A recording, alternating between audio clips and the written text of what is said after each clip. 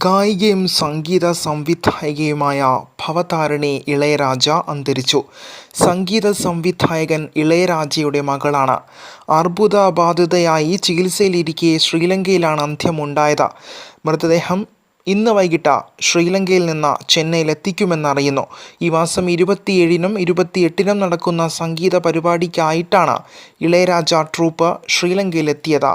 മികച്ച ഗായികയ്ക്കുള്ള ദേശീയ പുരസ്കാരം ഉൾപ്പെടെ നേടിയിട്ടുണ്ട് ഭവതാരിണി. 1995 ഇളയരാജ സംഗീത സംവിധാനം ചെയ്ത രാസയ്യ എന്ന ചിത്രത്തിലെ മസ്താന മസ്താന എന്ന ഗാനത്തിലൂടെയാണ് ഭവതാരിണിയുടെ അരങ്ങേറ്റം.